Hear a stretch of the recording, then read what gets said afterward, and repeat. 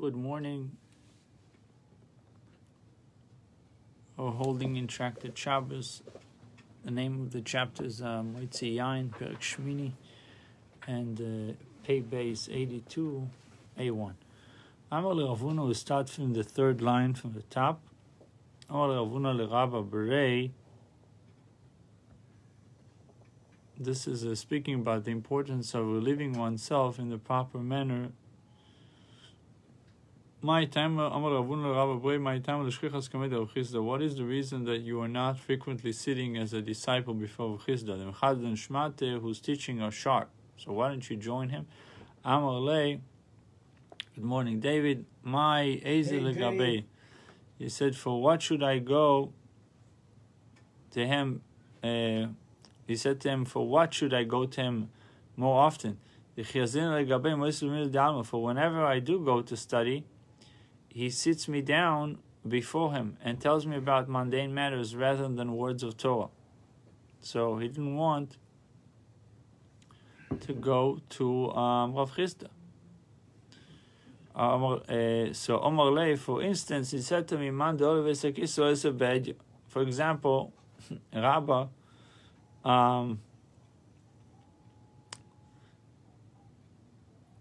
Rabba says to his father, Avuna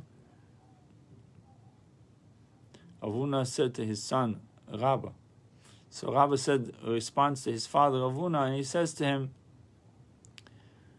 that last time I went to Rav Chisda, he taught me that one who enters the bathroom to relieve himself, you should not sit down forcefully. So he said, this is what I came to learn. should should he strain himself overly to eliminate? This is the learning. For the rectum is supported by 3 teeth. And therefore these practices must be avoided, lest the teeth of the rectum become dislocated. And the person come to be endangered. Omar Li, so Avuna thereupon said to his son, to Rabba, who also Rav Chisda is dealing with issues that impact the very lives of people. And you say that he speaks of mundane matters. If he discusses matters of such importance as can save his people's lives, certainly you should go to him and study. So Gemara continues with this discussion.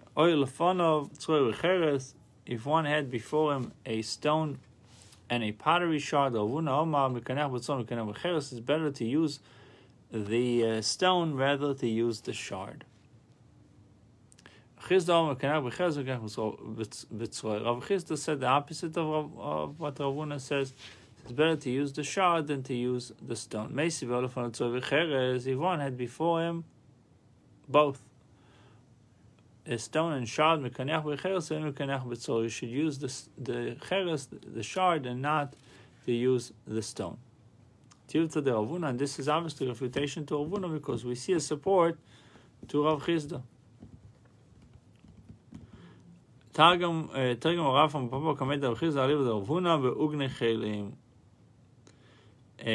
the Baisa states that a shard is preferable to a stone, it refers to the broken of rims of utensils, which are smooth and pose no danger in use. Stones, however, are still preferable to sharp-edged shards. If one had before him a stone and grass, Rav Chisda and Rav Menashe, there's a dispute between Rav Chisda and Rav Menashe as to which one is favorable, stone or grass. One said he should wipe himself with a stone, should not wipe himself with grass. One opinion says the other way around, that it's better to use the grass than to use the stones.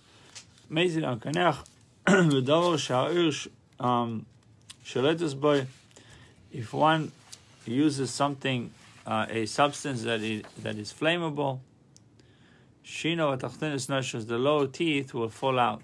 So I obviously refers to some kind of, is referencing it to teeth, but it's speaking about some kind of rectum muscles. This is not a difficulty, this ruling, which permits the use of grass, speaks of moist grass.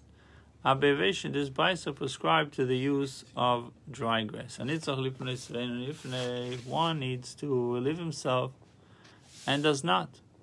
Rav Chisda and Ravina dispute what the consequence will be. One said foul breath will take hold of him, and one said perspirational odor will take hold of him. Tanya command a Baisa was taught in accordance with the one who said that perspirational odor will take hold of him. The Tanya learned in a Baisa, it was taught in a Baisa, Nitzach and Nekov Eichel, one who needs to relieve himself and ate without doing so. He is analogous to an oven that was heated over its old ashes. And this is the beginning of perspirational odor. I guess bad odor. Yeah. What's the difference between foul? This is foul breath, and this is general odor. Stinking. When your body you get odor. The body is stinking. Yeah, but you don't take a shower and all this. I never knew about getting it from not going, but okay. Well, okay, let's continue. Back in the day, they take a shower once a week, so they have to figure out it was a big deal, yeah. Have to figure out ways so they maintain clean. Right. Well, I don't know. If one needed to relieve himself, but was unable to relieve himself, he should stand up and sit down. Stand up and sit down. He should remove himself to the side. He should attempt repeatedly to relieve himself. I guess they're talking about someone who is constipated. He should manipulate himself in that place, in the rectal opening with a stone. Should remove his mind from it, and eventually it would work out. The Gemara will discuss it more. If he's not going to think about it, how much more so that he wouldn't be able to relieve himself. He should remove his mind from all other matters, concentrate exclusively on relieving himself. I'm not going to go there. I myself saw a certain Arab. The Konviyasi stood up until he poured out, till Axman poured out of his body as if from a pot being emptied. One who is going in to eat an established meal and does not wish to have to leave during the meal to relieve himself. He should walk 10 times, short walks of 4 ames each, attempting to relieve himself between each walk. And others say he should walk 4 times short walks of 10 amas, and he should then relieve himself and go in and sit in his place. With that, we completed this part, and we'll start a new Mishnah. The Mishnah of the chapter. Last Mishnah. Final Mishnah.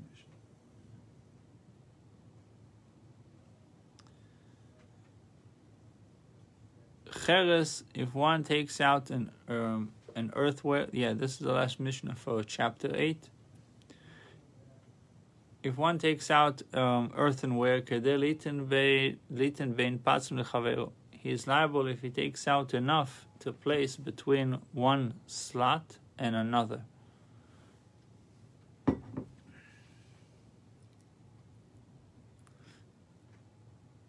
Div Rabbi Yehuda, these are the words of Rabbi Yehuda. It says in 29, if one is stacking slats, pilings or beams of wood. So he's stacking those beams on the ground, and it fills in the spaces and gaps between the pieces of wood with small pieces of earthenware, so that the weight of the pile does not press the pieces into the empty space, causing them to warp.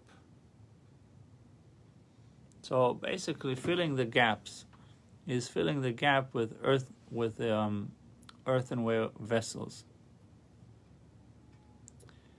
So, Div Rabbi Yehuda, Rabbi Meir Eimer, kedei lachtos b'sa'ir, enough to pick up fire with it. Rabbi Yossi Eimer, kedei lekav bo revis, enough to hold revis of liquid in it. Amar Rabbi Meir, afa pishero ladovo zech ladovo. Although there is no proof to the matter, there's an allusion to the matter. V'lo yimotze v'mechitosei cheres lachtos eish miyokud. Isaiah 30:14, the prophet castigates the Jews for lacking trust in God and seeking aid from the king of Egypt. He states that the wall of protection that they seek will fall and shatter into nothingness, so that not even the smallest piece will be left whole. Omeir says that the use mentioned in the verse, picking up fire, is the use of pottery, which requires the smallest shard. And there shall not be found among its pieces a shard with which to pick up fire from the hearth. Amar Rabbi Yossi, Misham Rayo, from there you offer a proof. V'lachsef mayim megever. But the pasuk itself concludes, or to scoop up water from a hole, which shows that even such a small shard, one used to scoop up water, has significance. So the Gemara asks, Mistabro, logic dictates that the measure of Rabbi Yossi is larger. Umikro, Rabbi Yossi Omer, enough to hold revis. So that's the shiur, that's the measurement according to Rabbi Lezer. So obviously, it's the Gemara says it mistabo. It makes sense that it's larger measurement for this shard that can contain revis of water. But from the verse, it would seem that the measure of Rabbi Meir is larger. For if you were to think that the measure of Rabbi Yossi is larger,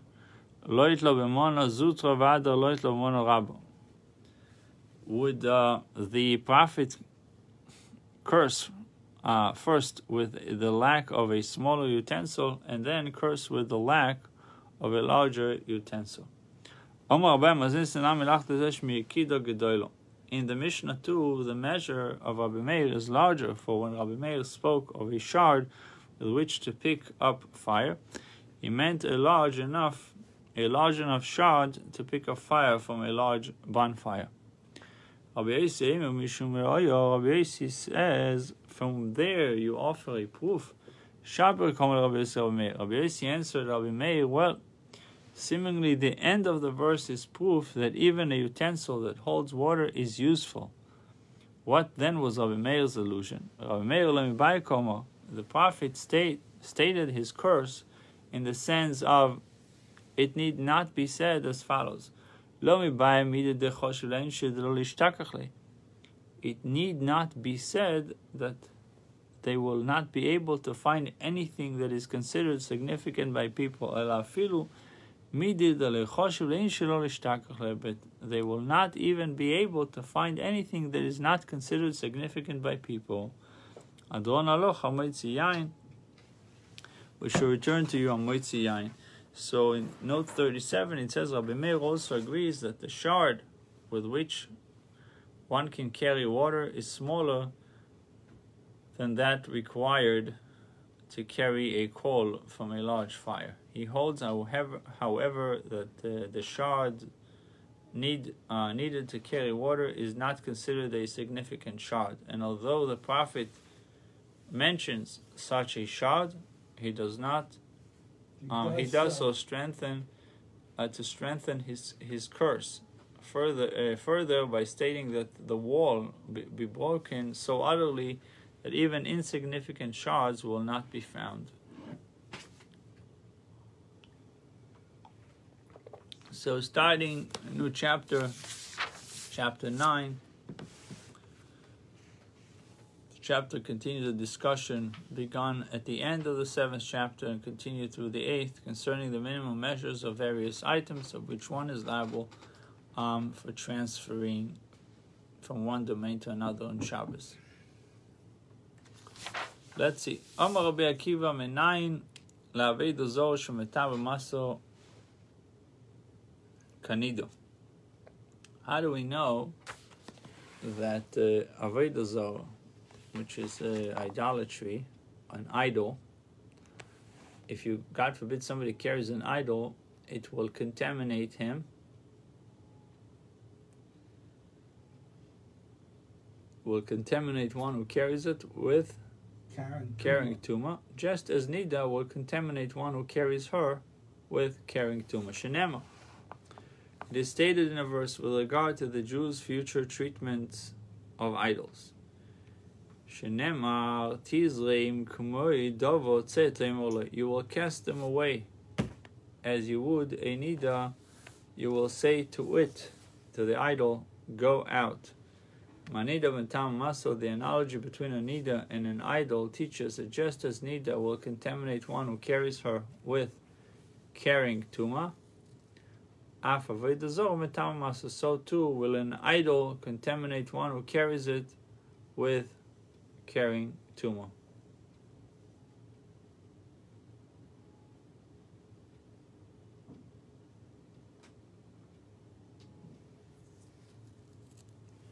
Okay, let's say the Gemara Tanan also Misha obeys samuch la'avei dazor. If one's house adjoined a building worshipped as an idol, v'nofa, and then the common wall fell.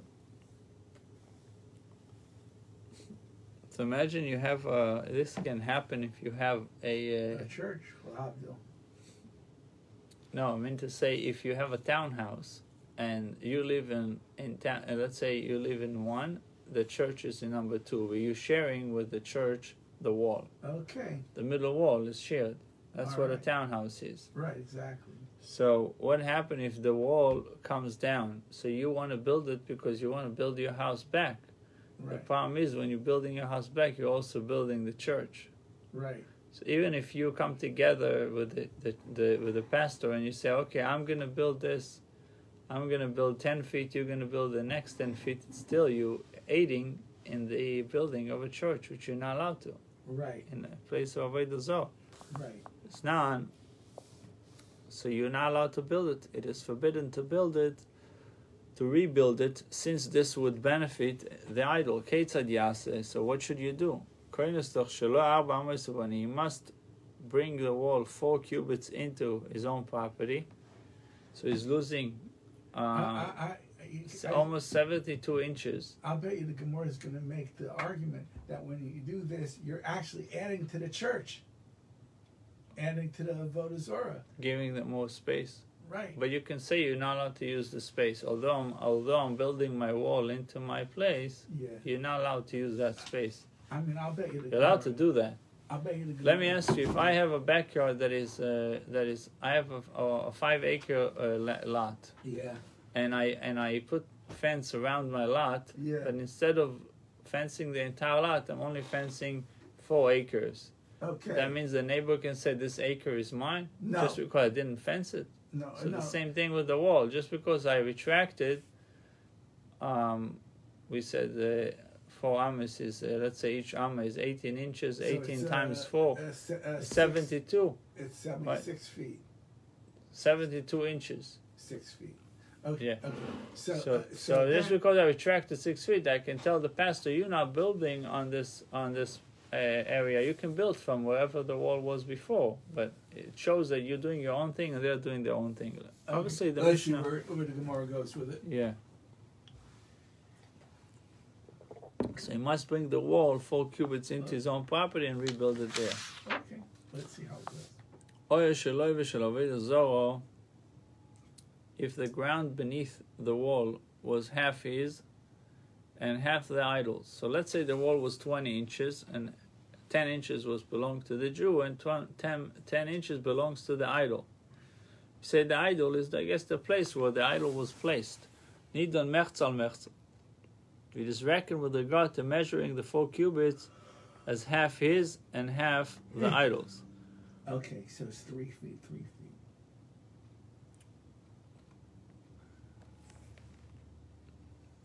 I don't know why.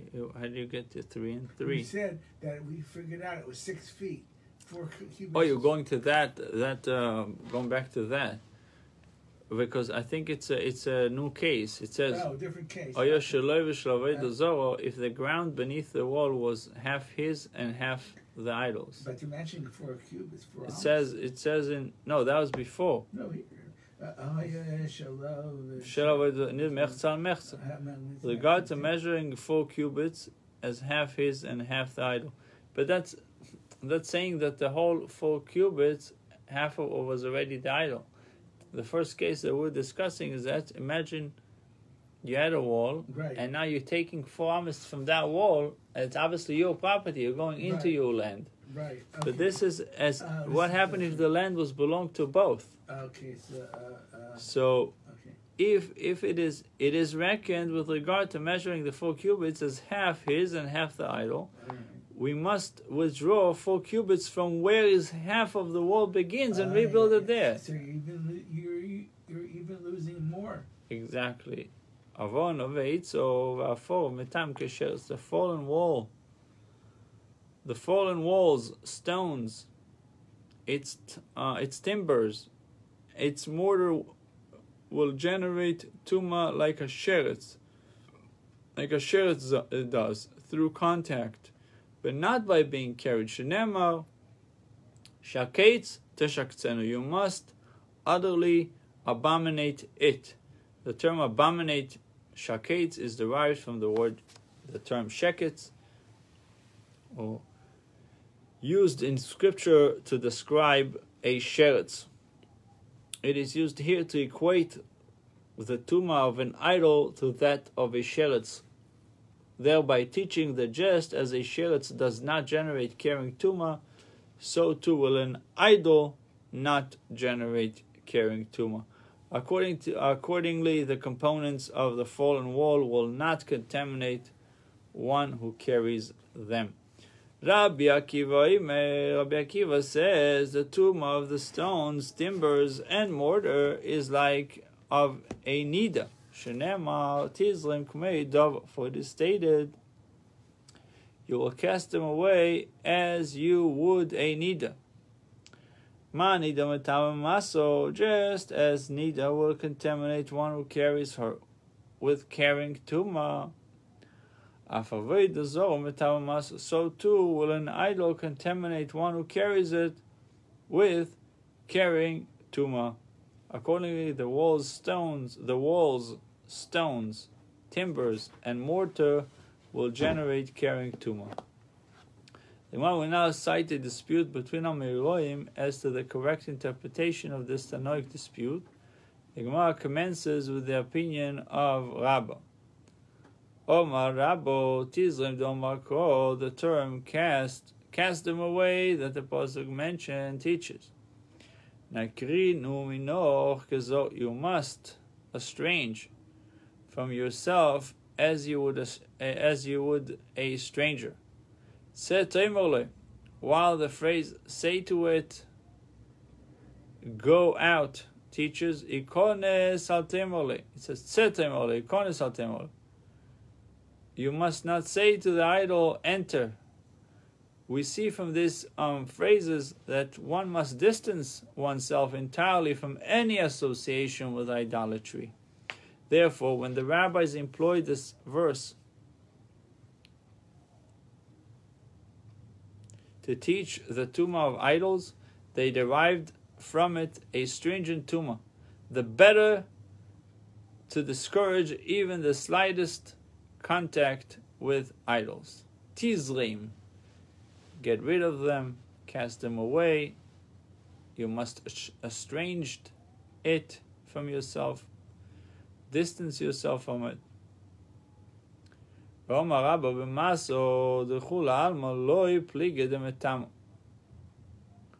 Comes to maso, carrying, everyone agrees the metam. An idol will indeed contaminate one who carries it, for it is compared to a nida. Keep pligi be'evin mesam with regard to whether an idol will generate carrying tuma when it is upon a placed rock. A rock placed on supports above a person.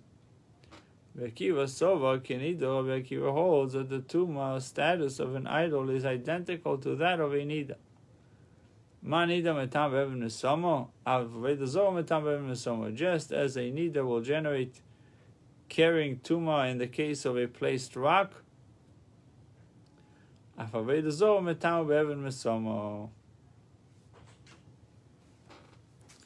let's see what is the term of a placed rock mean? Evan Misama.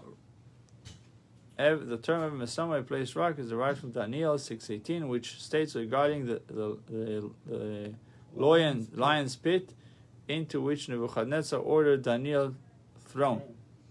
Vaheyosis Evan Chado Vesumas Alpum Gubo, and a rock was brought and was placed upon the opening of the pit.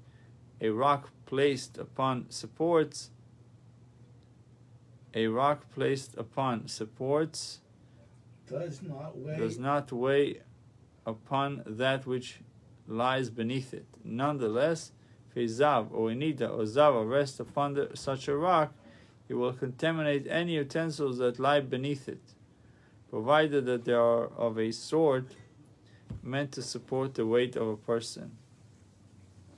Yeah, but okay, like somebody else's wife can go sit on the chair, and for the husband, that chair makes him tuma. But for somebody that's not married to the lady, he doesn't makabel the tuma. And in 2 weeks, she's going to be Torah. Yeah.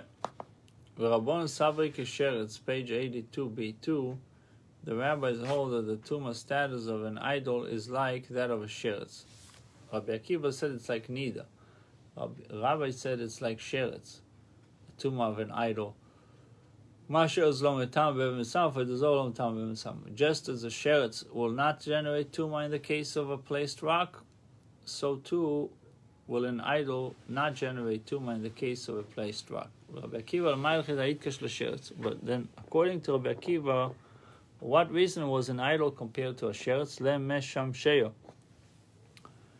To teach the law of its service items, that they will only generate tuma through contact, as does a sheretz.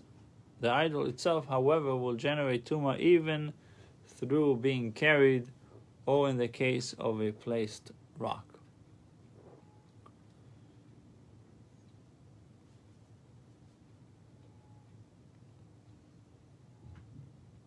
Lemaso, an idol was compared to a nida to teach that it can generate carrying tuma just as nida does. But